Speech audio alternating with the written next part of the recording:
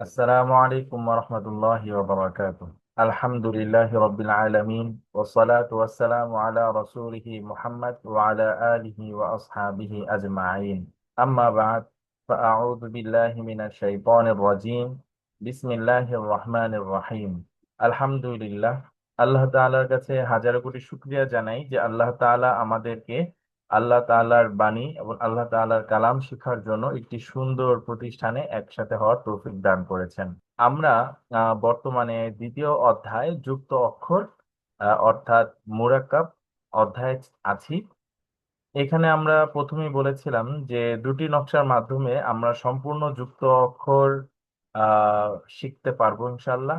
ইতিমধ্যে আমরা প্রথম যে নকশাটি আছে, প্রথম নকশাটিতে যেই সদের মাথা, গত ক্লাসে আমরা এটি পড়েছিলাম এবং জেনেছিলাম। তো আমি আবারও এই যে নকশাটি দেখা যাচ্ছে, এই নকশাটি আমি আবারও বলছি। এক দাঁত, গোল মাথা, তিন দাঁত, সদের মাথা, ত। তো অলরেডি সদের মাথাটা লাল করা আছে, যেহেতু আমরা গত ক্লাসে সদের মাথা নিয়ে বিস্তারিত শিখেছি। আমি একটু রিভিশন দিয়ে নিচ্ছি। এই এই হচ্ছিল সদের মাথা। সদের মাথা থেকে দুইটি হরফ বের হয়, একটি হচ্ছে সদ, আরেকটি হচ্ছে বদ। একটি হচ্ছে সদ, আরেকটি হচ্ছে বদ। তো নিচে খুব সুন্দর করে বিস্তারিত দেওয়া আছে। এখানে লেখা আছে যে সদের মাথার উপর খালি হলে তাহলে সদ হবে। তো সদের মাথা স্বাভাবিক, সদ, ও তো নামই হচ্ছে সদের মাথা, তাই। আর সদের মাথার উপর যদি একটি নুক্তা হয় তাহলে সেটি হবে বদ। তো এই ছিল আমাদের সদ এবং বদ। তো আমি এর আগেও বলেছিলাম যে আমাদের প্রত্যেকটি হরফের তিনটি করে রূপ থাকে সাধারণত।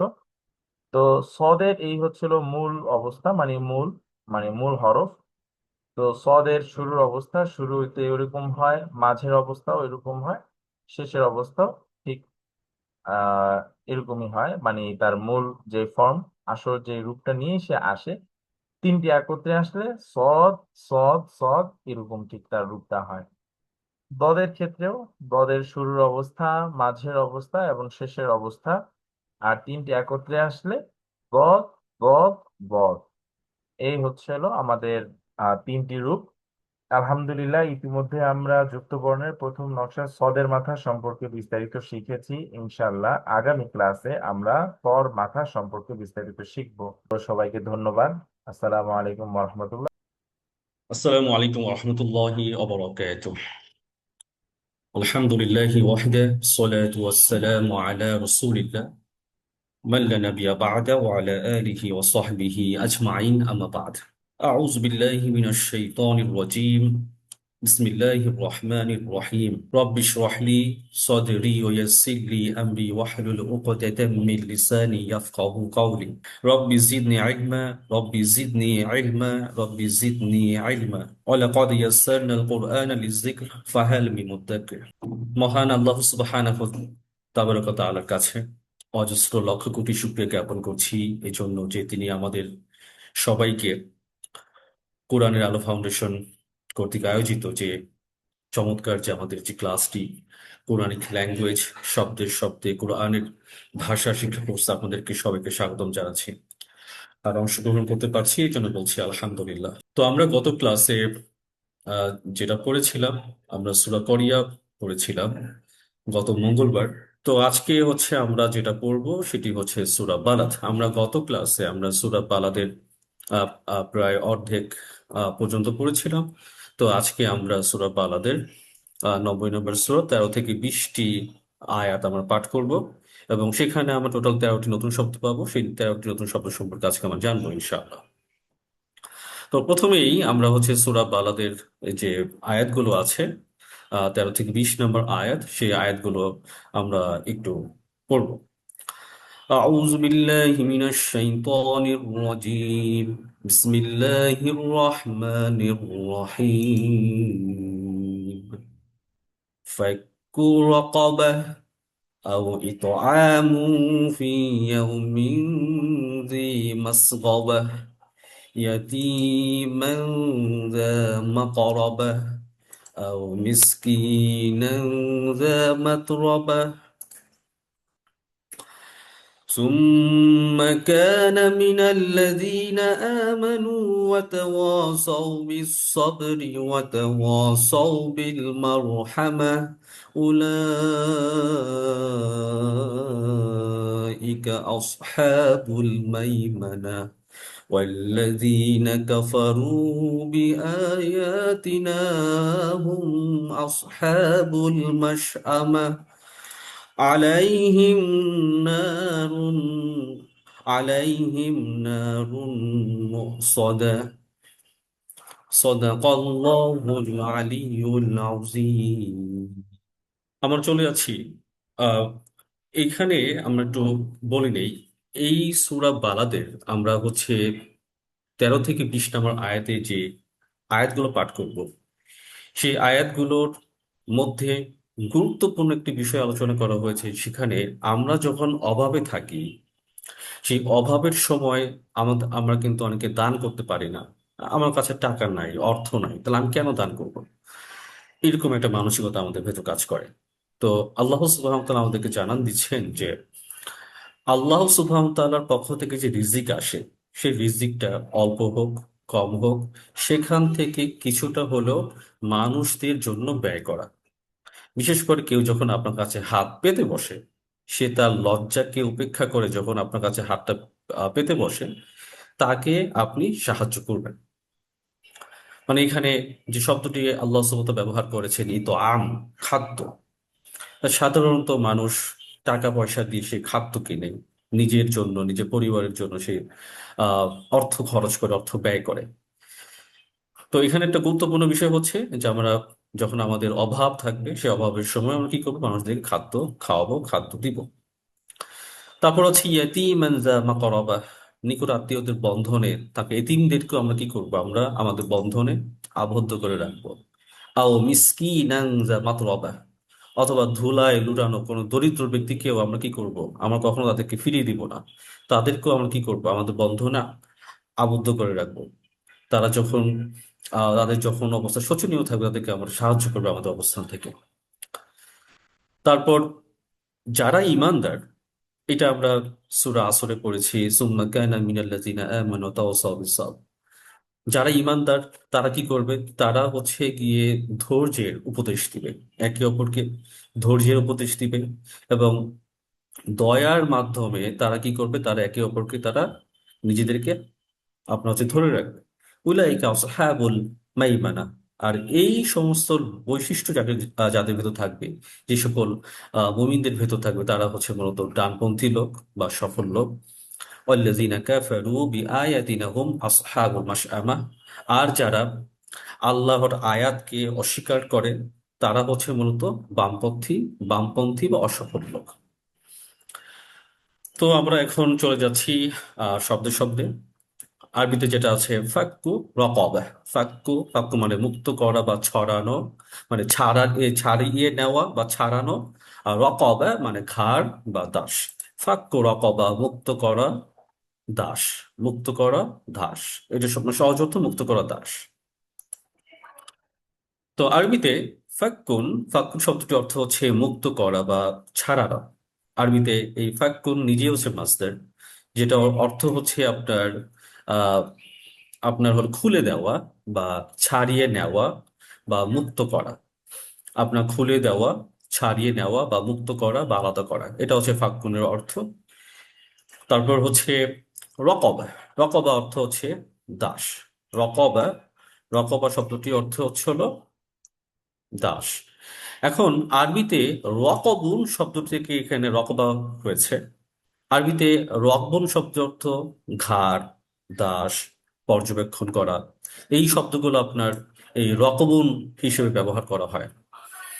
এখন এই এইটার সাথে আপনার সম্পর্কটা কি? আরবিতে যখন ক্যাফ বা যখন আসে, তখন এটা একটা সেন্স তৈরি হয়। সেই সেন্সটা হচ্ছে হলো কোনো কিছুকে পর্যবেক্ষণ করা।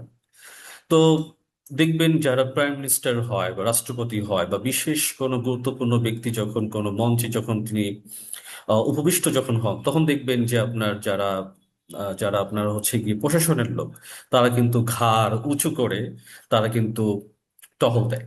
তারা কিন্তু আপনার পর্যবেক্ষণ করে যে চারদিকে কি হচ্ছে না হচ্ছে। এই যে ঘাড় উঁচু করে আপনার পর্যবেক্ষণ করা, সেখান থেকে আরবিতে এসেছে রকবুন, অর্থাৎ ঘাড়।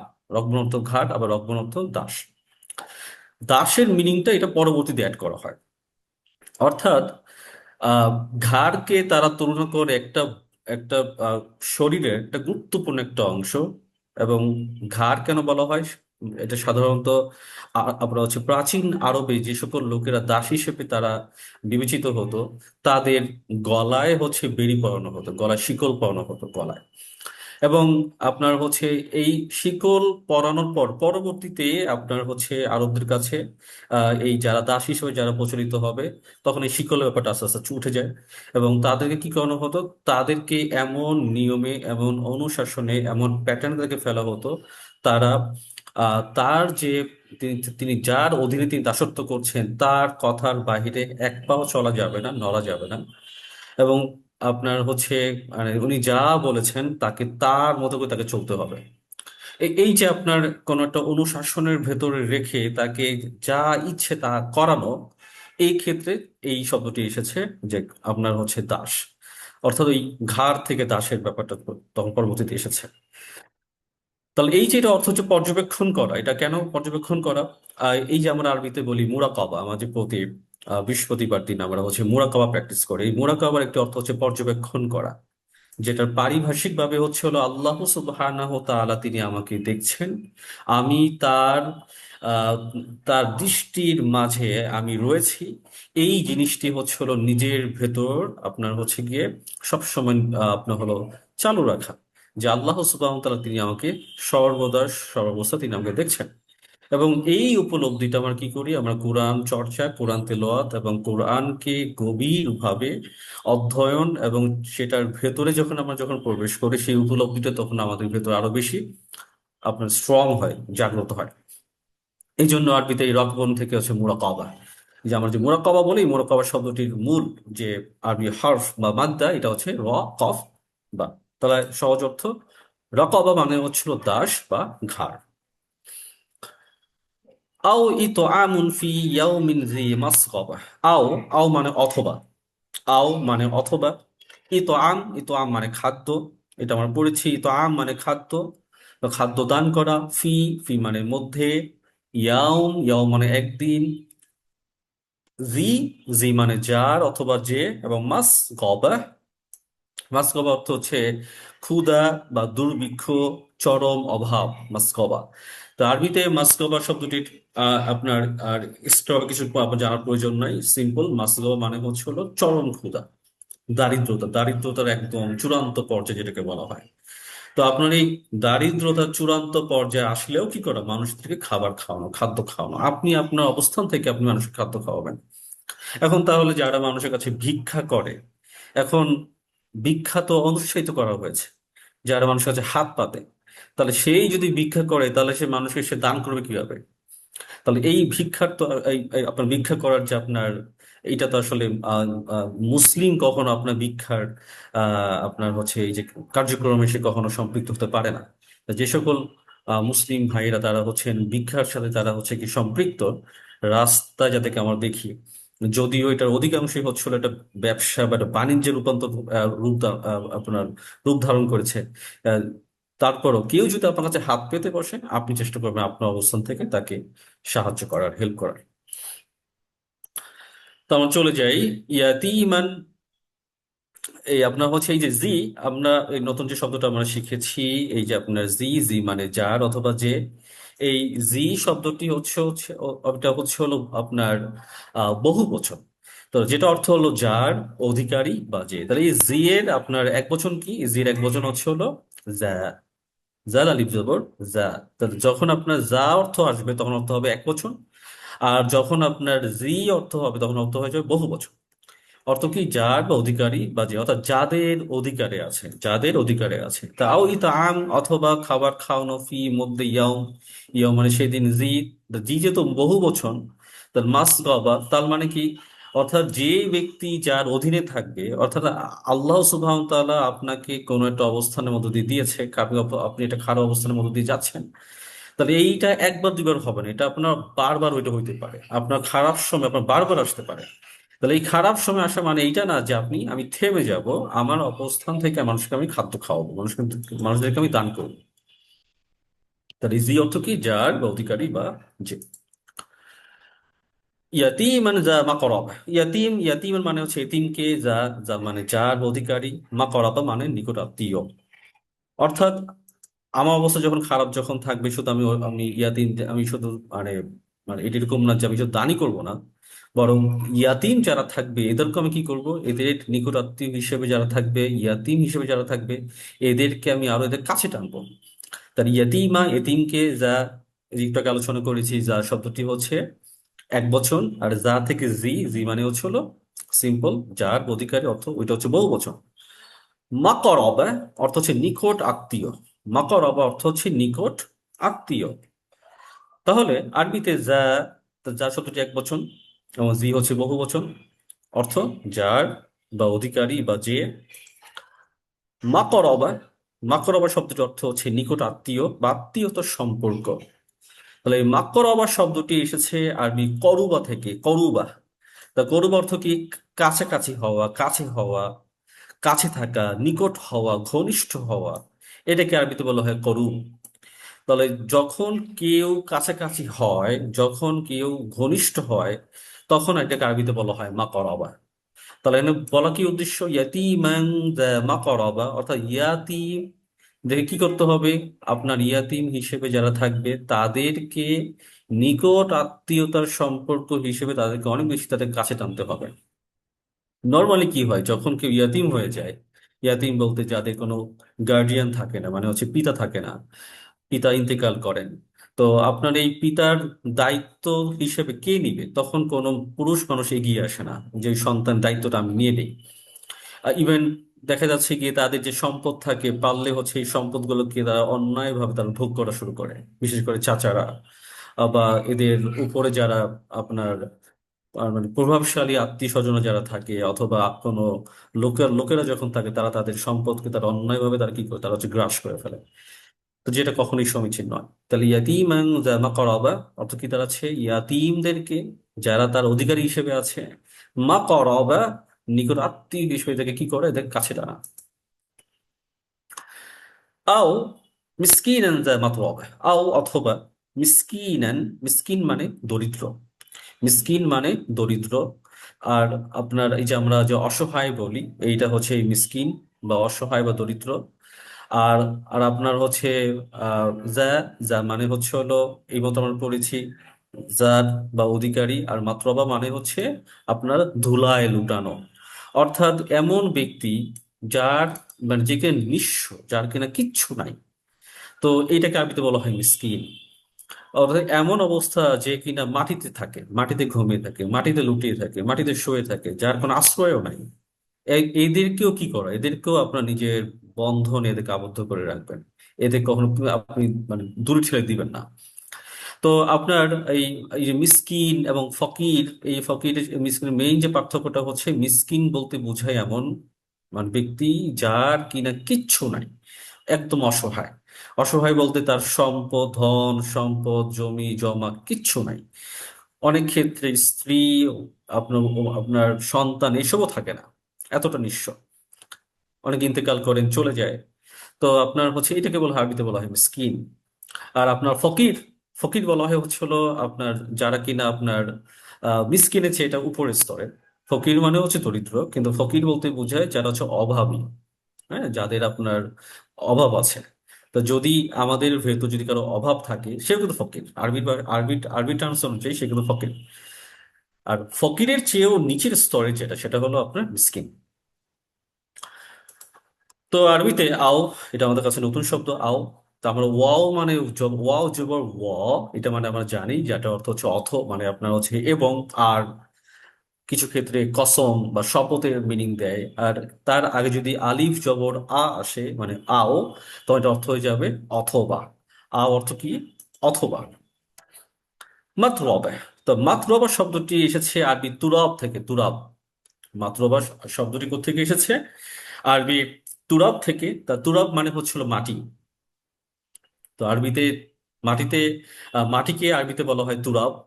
তাহলে এই তুরাব থেকে মাতরবা অর্থাৎ ধুলায় লুটানো অবস্থা, চরম দারিদ্রতা, অর্থাৎ এমন দারিদ্রতায় পৌঁছে গিয়েছে, মানে সে এখন আপনার মানে মানে একদম মানে একাকার হয়ে গিয়েছে, আপনার মানে মাটির সাথে সে একদম একাকার হয়ে গিয়েছে, একদম নিঃস্ব, তার কিচ্ছু এখন নাই। তো আপনার হয় এটাকে আরবিতে বলা হয় মাতরবা। তো মাতরবা মানে কি, ধুলায় লোটানো অবস্থা বা চরম দারিদ্র বা মাটির সাথে মিশে আছে এমন অবস্থা, এটাকে আরবিতে বলা হয় মাতরবা। সুম্মা অতঃপর, কানা হয়, সুম্মা কানা অতঃপর যে হয়, মিন, মিন মানে মধ্যে বা অন্তর্ভুক্ত, অতঃপর যে হয় অন্তর্ভুক্ত, কিসে অন্তর্ভুক্ত হয়, আল্লাযীনা আমানু যারা ঈমান এনেছে, আল্লাযীনা যারা আমানু যারা ঈমান এনেছে, যারা বিশ্বাস স্থাপন করেছে, ওয়া তাওয়াসাও, তো অতাওয়াসাও মানে কি করে, তারা উপদেশ দেয়, তারা অতাওয়াসাও, আমার এটা আমরা শিখেছি অতাওয়াসাও শব্দটি, এটা বহু বচন। অতাওয়াসাওটা কোথা থেকে এসেছে, অসিয়া থেকে এসেছে, অসিয়াত। তো অসিয়া, তো অসিয়া মানে কি উপদেশ দেওয়া। আর অতাওয়াসাও এটা হচ্ছে আপনার, এটা অর্থ হবে একে অপরকে উপদেশ দেয়, একে অপরকে উপদেশ দেয়। আরবিতে ওসিয়া শব্দটির অ্যাকচুয়াল মানে আপনার মানে প্রাচীন আরবের লোকেরা তারা যেটা তারা ব্যবহার করতো সেটা হচ্ছিল কোনো কিছুকে সংযুক্ত করানো। যেমন আপনার ধরুন কারো বাবা আপনার প্রতি মাসে সে আপনার 2,000 টাকা কোনো একটা জায়গায় দান করেন ধরুন। তো তিনি তার সন্তানকে তিনি ওসিয়ত করছেন, আমার মৃত্যুর পর তুমি অমুক জায়গায় তুমি 2,000 টাকা তুমি দান করবা। অথবা ধরুন আপনি কোন একজন লোক, সে আপনার হচ্ছে প্রতি মাসে সে 2 জনকে খাদ্য খাওয়ায়।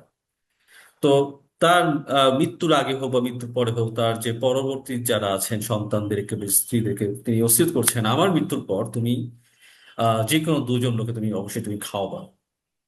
তো আপনার এই ওসিয়ত গুলো কেন করা, এটা কিভাবে হলো যে আমি যে কাজটা করছি সেই কাজের সাথে আপনি পরবর্তী জেনারেশনে কোনো ব্যক্তির সাথে সেই আমলটাকে আপনি তাআল্লুক করে দিলেন, মানে ঝুলিয়ে দিলেন, বা আপনি এটাকে সংযুক্ত করে দিলেন। এই কারণে এই ওসিয়ত শব্দটির মূল যে আবিধানিক অর্থ, আল লুগাতুল ফুরুকিয়া বা আল ফুরুকুল লাগাবিয়া, এই যে ডিকশনারি, এটা হলো পৃথিবীর যতগুলো প্রাচীন আরবি ডিকশনারি আছে তোর মধ্যে মানে অন্যতম 2 থেকে 3টা ডিকশনারি আসছে, একটা ডিকশনারি যে আল ফুরুকুল লাগাবিয়া, এইটা প্রায় 250 হিজরি থেকে এই ডিকশনারিটা লেখা, যেখানে আরবের লোকেরা তারা কিভাবে কোন শব্দকে মানে বিশেষ করে প্রাচীন আরবের লোকেরা কিভাবে তারা ব্যবহার করতো, কিভাবে বুঝতো, তারা সেই বিষয়গুলো তারা সেখানে উল্লেখ করেছেন। তাহলে এই অত অস, এই অস্থির শব্দটির সাথে হচ্ছে হলো একটা নিজের আমলকে অন্যের সাথে সংযুক্ত করে লাগানো।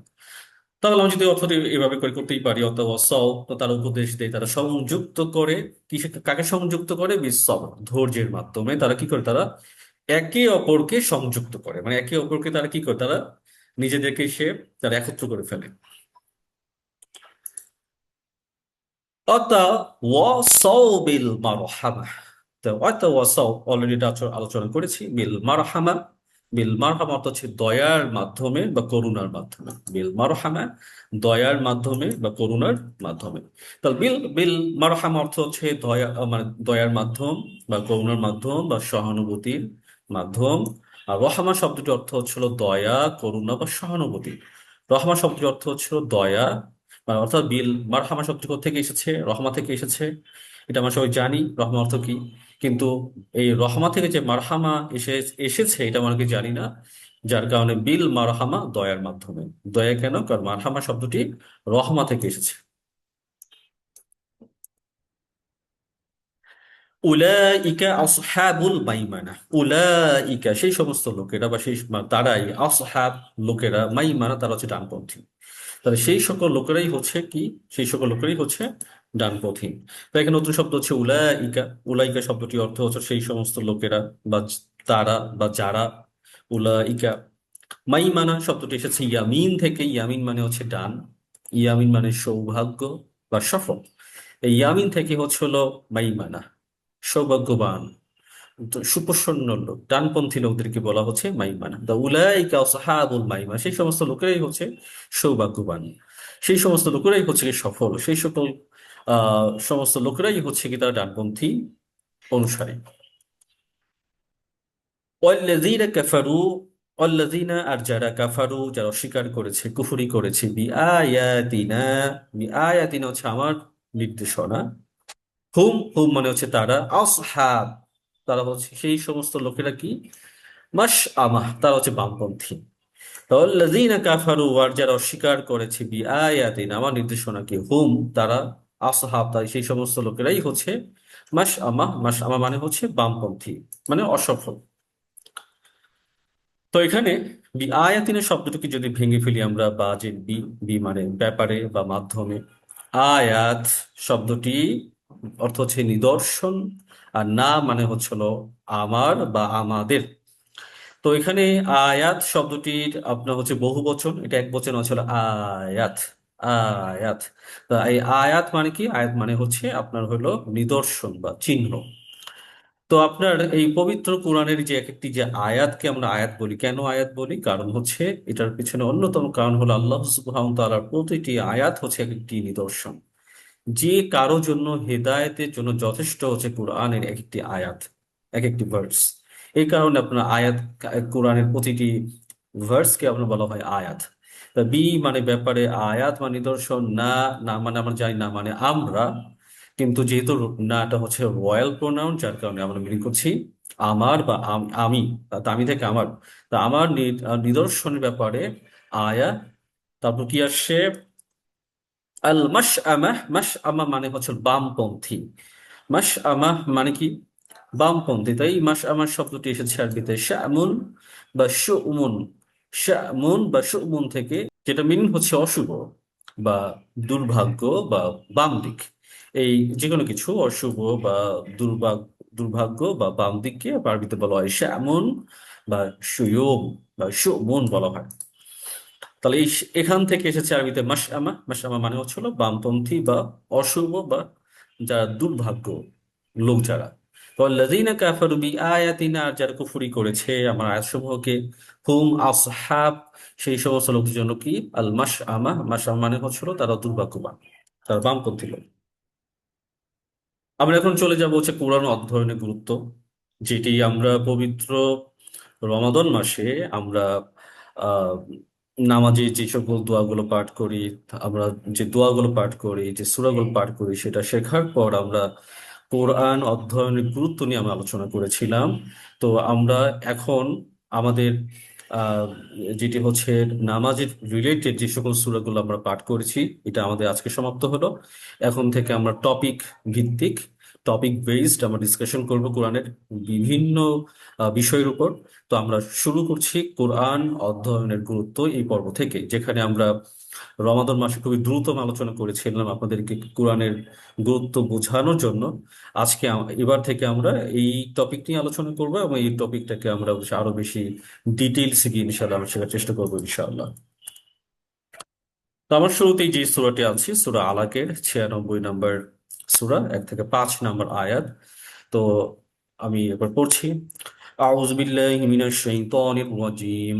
ইকরা বিসমি রাব্বিকাল্লাযী খলাক, খলাকাল ইনসানা মিন আলাক, ইকরা ওয়া রাব্বুকাল আকরাম, আল্লাযী আল্লামাল আল্লাযী আল্লামা বিল কলম, আল্লামাল ইনসানা মা লাম ইয়ালাম। তো এই সূরা আলাকে যে বিষয়টি নিয়ে আলোচনা করা হয়েছে সেটি হচ্ছে হলো, যখনই আমরা অধ্যয়ন করব, আবার যখন কোনো পড়াশোনা করব, যখনই কোনো বিষয় আমরা শেখার চেষ্টা করব, সেই ক্ষেত্রে সবসময় আল্লাহকে স্মরণ করা, আল্লাহকে মনে করা, বা আল্লাহর নামকে মুখে উচ্চারিত করা। এবং শুরুতেই যে আয়াতটা নাজিল হয় আমরা জানি, সেই এই সূরা আলাকের 1 থেকে 5 আয়াত। এবং শুরুতেই আল্লাহ যে বক্তব্য সেটা হচ্ছে ইকরা, পড়ো। এবং কি পড়ো, যে পড়ার মাধ্যমে আল্লাহ সুবহানাহু ওয়া তাআলা মানব জাতির অন্তরকে খুলে দেন, সেটা হচ্ছে কোরআন। আমি যখন কোরআন অধ্যয়ন করব, আমরা যখন কোরআনকে অধ্যয়ন করব, তখন আল্লাহ সুবহানাহু ওয়া তাআলা আমাদের অন্তরকে খুলে দেন। যখন আমরা কোরআনকে নিয়ে যখন চিন্তা ভাবনা যখন করি, তখন আল্লাহ সুবহানাহু ওয়া তাআলা আমাদেরকে মগজ আমাদের খুলে দেন। এবং আল্লাহ সুবহানাহু ওয়া তাআলা স্মরণ করে দিচ্ছেন যে আমরা যে মানুষ, এই মানুষটা কত ঠুনকো একটা প্রাণী, যে মানুষকে সৃষ্টি করা হয়েছে জমাট রক্ত পিণ্ড থেকে, আপনার হচ্ছে নাপাক পানি থেকে, যেটার কোনো মানে মূল্য নাই, এই অমূল্য একটা একটা নাপাকি থেকে আল্লাহ সুবহানাহু ওয়া তাআলা আমাদেরকে সৃষ্টি করেছেন এবং আমাদেরকে তিনি সম্মানিত করেছেন। এই সম্মানিত হওয়ার ব্যাপারে আয়াতগুলো তো আমরা সূরা 3-এ পড়েছি, পাঠ করেছি। তারপর আল্লাহ সুবহানাহু ওয়া তাআলা তিনি আমাদেরকে সম্মানিত করেছেন, তিনি আমাদেরকে জ্ঞান শিক্ষা দিয়েছেন কলমের মাধ্যমে। এই বিষয়গুলো এখানে আলোচনা করা হয়েছে। তা আমরা চলে যে শব্দে শব্দে। ইকরা, পড়ো বা পাঠ করো, বিস্মি নামে, রব্বিকা আপনার রব বা তোমার রব, যিনি যিনি খালাকা, যিনি সৃষ্টি করেছেন। তো এখানে আমাদের নতুন শব্দ হচ্ছে ইকরা। ইকরা, ইকরা মানে পাঠ করো। ইকরা মানে পাঠ করো, যে এই শব্দটি আরবিতে করা ইয়াকরাউ করউন ফাহুয়া মাকরুউন, করা থেকে এসেছে। করা মানে পাঠ করা, পড়া, আবৃত্তি করা, অধ্যয়ন করা, জড় করা। প্রাচীন আরবের লোকেরা করা শব্দটি দ্বারা তারা হচ্ছে কোনো কিছু জড়ো করা বোঝানোর ক্ষেত্রেও তারা এই করাকে তারা ব্যবহার করত। তো এই করা থেকে মানে হচ্ছে হলো পাঠ করা। তাহলে ইকরা কেন? যে বিষয়টি বারবার পাঠ করা হয়। হ্যাঁ, করা থেকে কিন্তু কোরআন, তো কোরআনের নাম কোরআন কেন? কোরআন যেটা বারবার পাঠ করা হয়, নিয়মিত পাঠ করা হয়। তাহলে আমরা পবিত্র কোরআনকে আমরা নিয়মিত পাঠ করি, কিন্তু এটা আমরা যে পাঠ করি সেই পাঠটা কোথায় থাকে? এই পাঠ থাকে হচ্ছে আমাদের গলা পর্যন্ত। অধিকাংশ ক্ষেত্রে পাঠগুলো থাকে গলা পর্যন্ত, সুরের মূর্ছনা হয়, কিন্তু সেটা আমাদের নিচে আর নামে না, বুকে নামে না। আমাদের একটা হাদিস আমি বলতে পারি, হযরত আলী রাদিয়াল্লাহু তাআলা আনহু থেকে বর্ণনা করা হয়েছে। আবার কিছু কিছু ক্ষেত্রে আপনার আবু সাঈদ খুদরী রাদিয়াল্লাহু তাআলা আনহু থেকে হাদিসটি বর্ণিত হয়েছে, বুখারী শরীফের হাদিস, যে এমন একটা সময় আসবে মানুষের আমল দেখলে মনে হবে যে তোমার আমল বা তোমাদের আমল তাদের সামনে কিছুই না। মানুষের আমল দেখলে মনে হবে যে তোমার আমল তাদের আমলের সামনে কিছুই না। ইভেন ইভেন আপনার হচ্ছে তারা যখন সিয়াম পালন করবে, তাদের সিয়াম দেখলে মনে হবে, তাদের রোজা রাখা দেখলে মনে হবে যে তাদের সিয়াম পালন করা বা তাদের রোজা পালন করা তোমাদের তুলনায় কিছুই না। তো এদের চেনার বৈশিষ্ট্য কি? তো এদের চেনার বৈশিষ্ট্য হিসেবে আল্লাহ সুবহানাহু ওয়া তাআলা মানে রাসূল সাল্লাল্লাহু আলাইহি সাল্লাম তিনি একটাই তিনি দিয়েছেন, বৈশিষ্ট্য বলেছেন। সেটাই হলো আহ ওর দুইটি বৈশিষ্ট্য। একটা হচ্ছে ন্যাড়া মাথা, তারা মাথাটা ন্যাড়া করে রাখে। আর দ্বিতীয় বৈশিষ্ট্য হচ্ছে আপনার, তারা কোরআন পাঠ করে, কিন্তু তারা কোরআনকে তারা কি করে না, হলকে মানে গলার নিচে নামে না, গলার নিচে নামে না, সেটা গলা পর্যন্ত তারা এটা আটকে থাকে, ঝুলে থাকে। প্রায় সকল মুহাদ্দিসিন কিরামগণ একমত যে এই যে গলা পর্যন্ত নামে না বা গলা পর্যন্ত আটকে থাকে, এটা মানে হচ্ছিল মানে কোরআনকে তারা কেউ তাদাব্বুর করবে না, কোরআনকে নিয়ে তারা কেউ আন্ডারস্ট্যান্ডিং করবে না, কোরআনকে কেউ বোঝার চেষ্টা করবে না, কোরআন গলা পর্যন্ত ঝুলে থাকবে। এই যে এখন দেখেন আপনার সারা পৃথিবী জুড়ে বিভিন্ন কম্পিটিশন হয়, সেই কম্পিটিশন গুলো কিন্তু সুরের মূর্ছনার আপনার কম্পিটিশন, কে কার কত সুর দিয়ে কত তাজবিদ কত সুন্দর করে পড়তে পারে। কিন্তু কোরআন যে বোঝার জিনিস, এইটা যে গলার নিচে নামবে না একটা গ্রুপের, এমন একটা সময় আসবে, এইদিকে আমাদের কোনো মাথা ব্যথা নাই। এবং এই ব্যাপারে রাসূল সাল্লাল্লাহু আলাইহি সাল্লাম তিনি আমাদেরকে আশঙ্কা করেছেন এই গ্রুপটা আসবে। আল্লাহ সুবহানাহু ওয়া তাআলা যেন আমাদেরকে সেই গ্রুপের অন্তর্ভুক্ত না করেন। তাই সেই গ্রুপ থেকে বাঁচার জন্য কি করতে হবে? আপনাকে নিয়মিত কোরআন চর্চা করতে হবে, কোরআন পাঠ করতে হবে, তদনুযায়ী আমল করতে হবে। তা ইকরা মানে হচ্ছে হলো পাঠ করো, এবং এটা কিন্তু আদেশ। এবং আল্লাহ এবং আপনার আপনার ফিকহের ভাষার কথা আছে আল আমরু লিল উজুব। যে কোনো কিছুর আমর যখন আসে, যে কোনো কিছুর অর্ডার যখন আসে, আদেশ সূচক বাক্য যখন আল্লাহ ব্যবহার করেন লিল উজুব, সেটা পালন করার জন্য ব্যবহার করা হয়, মানে সেটা তখন হুকুম হিসেবে তার ফারদিয়াত হয়ে যায়, সেটা তখন ফরজ হিসেবে তখন সেটা সাব্যস্ত হয়ে যায়। তার ইকরা, পাঠ করো বা পড়ো, তো এটা কিন্তু আল্লাহ সুবহানাহু ওয়া তাআলার পক্ষ থেকে আদেশ। যেহেতু আদেশ, তাই কোরআন পাঠ করা ফরজ। খলাকল ইনসানা মিন আলাক। খলাক, খলাক মানে সৃষ্টি করেছেন। কে সৃষ্টি করেছেন, কাকে সৃষ্টি করেছেন? খলাকল ইনসান, মানুষকে সৃষ্টি করেছেন। কোত্থেকে? মিন থেকে, আলাক, আলাক মানে জমাট রক্ত, জমাট রক্ত থেকে তাদের সৃষ্টি করা হয়েছে। তো আলাক, আলাক মানে হচ্ছে জমাট রক্ত, আলাক মানে হচ্ছে জমাট রক্ত। সেই আলাক শব্দটি এসেছে কোত্থেকে? আলাকুন অথবা উলুকুন। এটার মূল ভার, এটা ভার্ব হিসেবে হচ্ছে আলিকা। হ্যাঁ, আর আর মাসদার বা রুট শব্দ যেটা, সেটা হচ্ছে আলাক বা উলুক। উলুক মানে হচ্ছে লেগে থাকা, ঝাপটে থাকা, আপনার হচ্ছে আপনার আটকে থাকা, ঝুলে থাকা, এটাকে আরবিতে বলা হয় উলুক। তো সেখান থেকে হচ্ছে আল্লাহ আমাদের সৃষ্টি করছেন আলাক থেকে। তাহলে এখানে মেডিকেলের স্টুডেন্ট যারা আছেন বা মেডিকেল যারা ডক্টর হিসেবে যারা আছেন, তারা একটু ভালো বুঝবেন। এই যে আপনার আলাকের আমাদের আমরা যে আহ, আপনার পিতার যে স্পার্ম সেখান থেকে যখন আপনার এসব মায়েদের আপনার সে যখন ভ্রূণে যখন চলে যায় তখন সেটা আলাক, এটা কিছুটা আপনার এই আহ, যোগ লেগে থাকার মতো দেখতে এরকম দেখায়। আর ওই অবস্থাটাকে আরবিতে বলা হয় আলাক, যেটা হতো জমাট রক্ত। ইকর, ইকর মানে পাঠ করো। অরব তোকা, তোমার রব। আকরম, যিনি কিনা সবচেয়ে সম্মানিত। আল আকরম শব্দটির অর্থ হচ্ছে যিনি কিনা সবচেয়ে সম্মানিত। তাহলে এটা একদম সহজ। আকরম শব্দটি হচ্ছে ইসমে তাবদীল, অ্যাডজেক্টিভ। তো এটা হলো সুপারলেটিভ অ্যাডজেক্টিভ, যার কারণে অর্থ হবে সবচেয়ে সম্মানিত। তো আপনার এটা কোত্থেকে এসছে? এটা এসেছে আরবিতে কারাম বা কারুমা থেকে, যেটা অর্থ হলো সম্মান বা মর্যাদা। তো আল্লাহ কি করেছেন? আল্লাহ আমাদেরকে তিনি সম্মানিত করেছেন। এবং কেন তিনি সম্মানিত করেছেন? যেহেতু তিনি আমাদেরকে সম্মানিত করেছেন, আল্লাহ বলছেন পড়ো, তুমি তোমার প্রতিপালকের নামে পড়ো। আকরম, যিনি কিনা সবচেয়ে মর্যাদাবান। এই মর্যাদাবান আল্লাহ সুবহানাহু ওয়া তাআলার নামে তিনি আমাদেরকে পড়তে বলেছেন। আল্লাযী আল্লামা বিল কলম। আল্লাযী, আল্লাযী মানে যিনি। আল্লামা, আল্লামা মানে তিনি শিক্ষা দিয়েছেন। বিল কলম, কলম মানে কলম দ্বারা। তাহলে শব্দটি কলম, কলম শব্দটি এখানে বি বা, যে বি মানে দ্বারা বা মাধ্যমে, আর কলম, কলম শব্দটি এটা কোনো মাসদার নাই, এটা মানে হচ্ছে কলম। আমার যে বাংলায় কলম বলি, এটা আরবি শব্দ কলম। তো কলমকে বলা হয়ে থাকে, কলম হচ্ছে আপনার মানে পাখির খাঁচার মতো। হ্যাঁ, আর জ্ঞান যদি হয় আপনার হচ্ছিল পাখি, জ্ঞান যদি হয় পাখি, আর সেটার পাখির খাঁচা হচ্ছে আপনার হলো কলম। অর্থাৎ আপনি যদি শিকারী হয়ে থাকেন, তাহলে আপনি যদি শিকারী হয়ে থাকেন, আপনার শিকার যদি পাখি হয়ে থাকে, তাহলে আপনি সেই পাখিকে শিকার করে আপনি তখন তাকে কোথায় রাখবেন? অবশ্যই আপনি আপনার পকেটে লুকিয়ে রাখবেন না, উড়ে যাবে এটা। তখন আপনি সেটাকে খাঁচায় আপনি রেখে দিবেন। তা একজন মানুষ যখন কোনো কিছু আহরণ করে, জ্ঞান অর্জন করে, তা আপনি শিকারী, আপনার জ্ঞান হচ্ছে আপনার শিকার।